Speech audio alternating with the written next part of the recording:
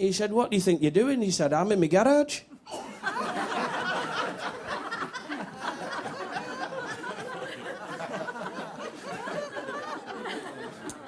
I tell you, I've got in some scrapes in London.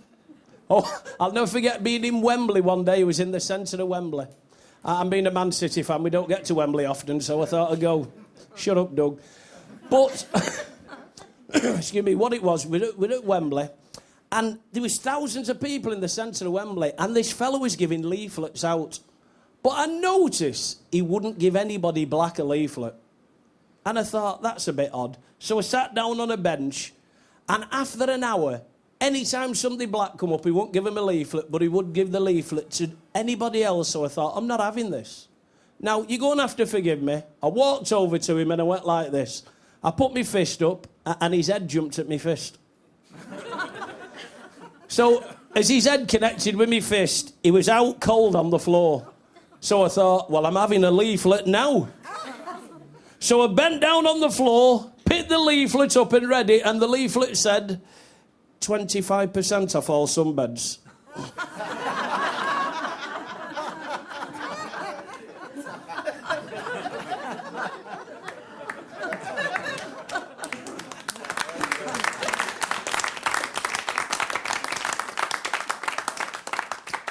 I remember the week after I was up in court for it, and the judge said, is this the first time you've been up before me? I said, why, what time do you usually get up?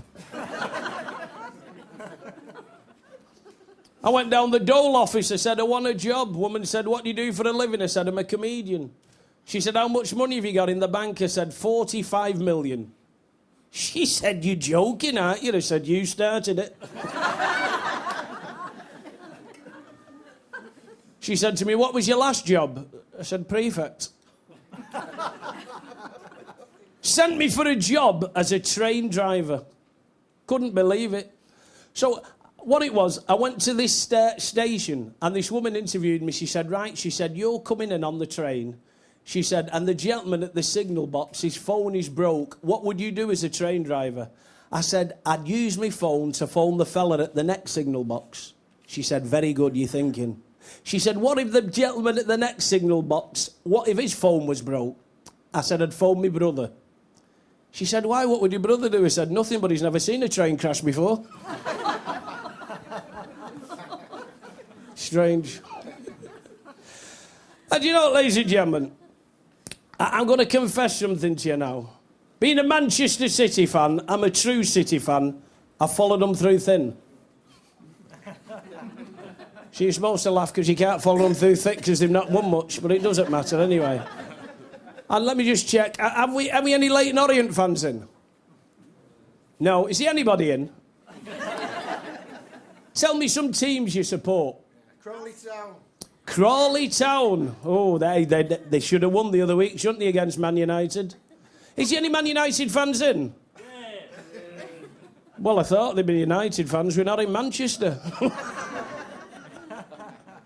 Yeah, Alex Ferguson said he's going to do well in Europe this year. Terry Wogan said you'll have to sing the song yourself. Oh, I'm saying nothing. Saying nothing at all.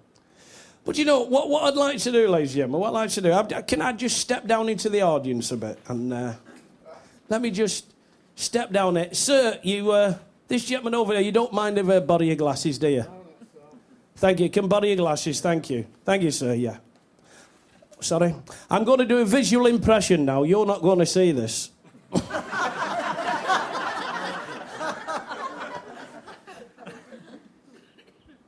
Where have you gone? Anybody want to buy a mortgage from the Halifax?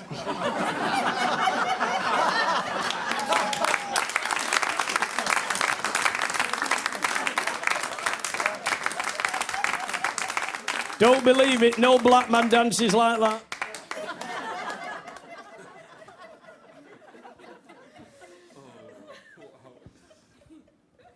Do you know, just want to use these glasses, do you know when you're about 10 years old and you go to a wedding, you always get teased, don't you? You always get teased, don't you, and they say, it's going to be you one day. Do we? Everybody done. Your relations used to tease you, didn't they? It's going to be you one day. You'll not get out of it. It comes to everybody. We all say we're not going to do it. Now, I like getting my revenge. Every time I went to a family funeral, it's going to be you next. It's going to be you. Oh, lovely jubbly, God bless you. Always remember, there's only 3 types of people in this world. The people who can count and the people who can't.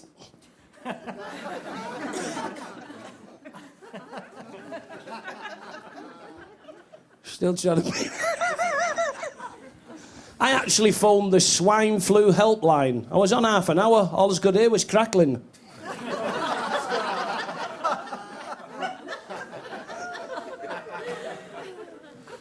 I phoned the drugs helpline and a voice said, for the drugs helpline, press the hash key.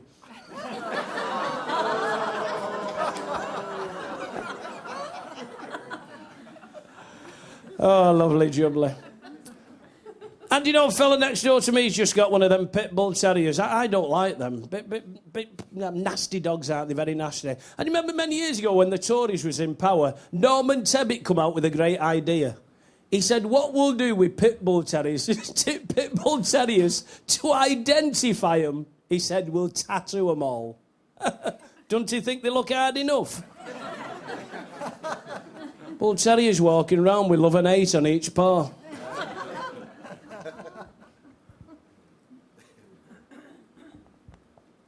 You all right? What are you lot looking at? Good evening. My name is Trevor MacDonald, and I'm reporting the news from old MacDonald's farm. Bong, E-I-E-I, E-I-ho.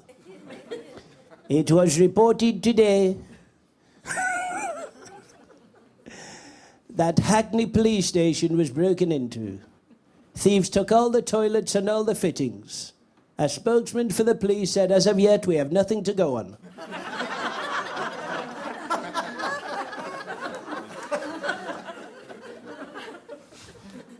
Strange. I used to love that programme. You remember Bullseye? Jimbo and Jimbo. Super, smashing, great, lovely. Welcome to Bullseye. It's smashing, it's super, it's great. Bully, tell them about the show. In one. What's the difference between in-laws and outlaws? Outlaws are wanted.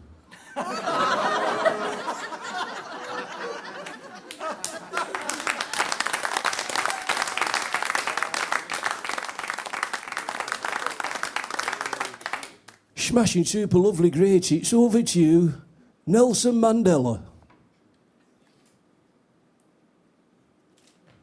Hello, everybody. It is me, the great Nelson Mandela. Ella. Let me tell you, I was once 27 years in prison. And when I came out, Ken Barlow was still on Coronation Street.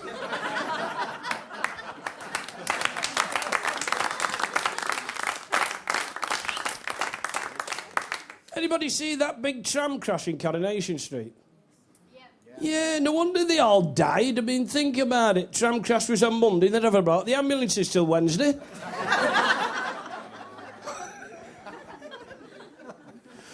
Oh, jobs are good 'un.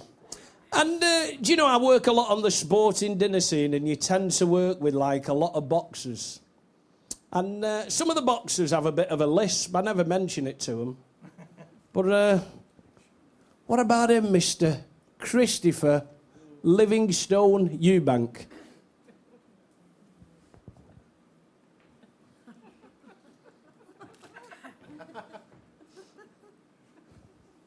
Also, one must know that I'm simply the best.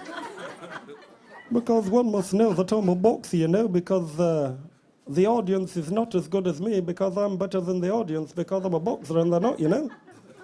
Because I love to listen to my own voice, you know, because I'm babbling, because, you know, Chris Eubanks is talking like that because, you know, I don't know what I'm talking about, you know, and, yes, somebody said to me, Chris, why is the owl wiser than the chicken? And I said, because you've never heard of a Kentucky Fried Owl.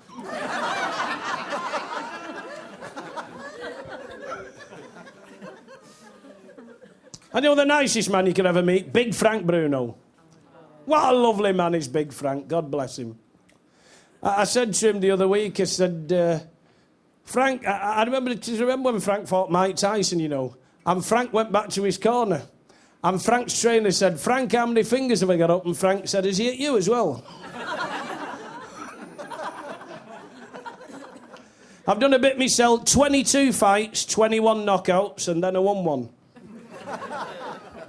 I'll never forget my last fight. I was up and down 7 times. I went back to my corner. The cornerman said, he's not laid a finger on you. I said, keep your eyes on the referee. Somebody's hitting me. And then I tried that karate, all that. Sorry. Yeah, I was a black belt, second dan. My trainer said to me, right, he said, you can now kill a man with your bare feet. I found out every time I got in a fight, I got battered before I could get my shoes off. Oh, I was telling you about my granddad, though. You know, my granddad, I couldn't believe it, you know. You know, my granddad was a hero for shooting down 5 German planes. Trouble was, it was only 5 years ago.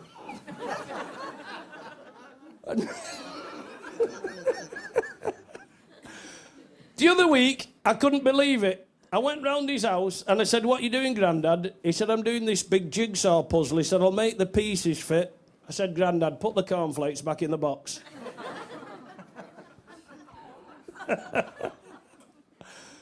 I said to my grandma, I said, Grandma, what do you think about euthanasia? She said, same as youth in England, they're all lazy.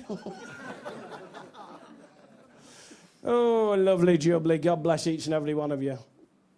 Now, ladies and gentlemen, once again, I'm going to sing you a song. Have we any Elvis fans in? Just 2. Elvis Presley, I think, was the cheekiest man who ever walked God's earth. He'd come on stage at Las Vegas. The crowd would be screaming. They'd play that famous music, 2001. And then Elvis would come on and the music would be going, da-da-din, da-da-din. Something like that, but in tune. And Elvis would have the mic, and he'd put one foot in the other, and he'd go, he'd do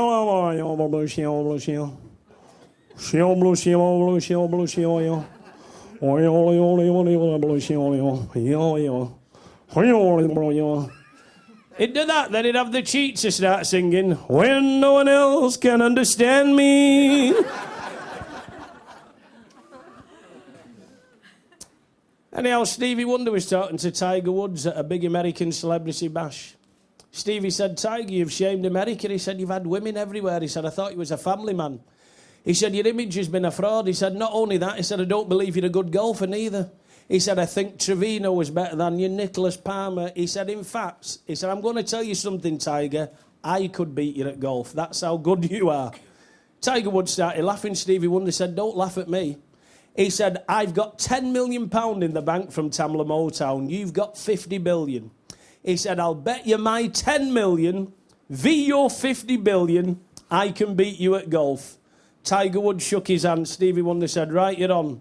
Stevie Wonder said, right, meet me on the golf course. 12 o'clock tonight.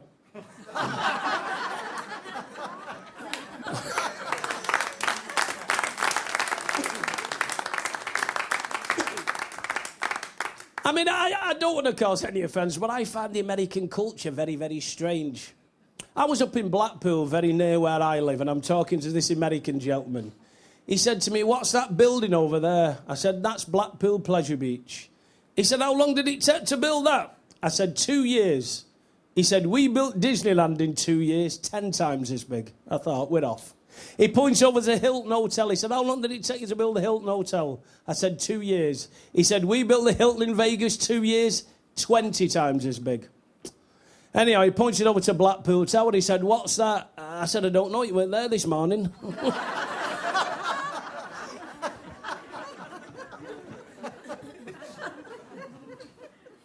And you know, you get all types of gigs as a comic. I once played, and I couldn't believe it, ladies and gentlemen, I once played, I still can't believe what happened to this day, I played a deaf and dumb club. And couldn't believe it, I had an interpreter. So I'm on stage, and for 10 minutes,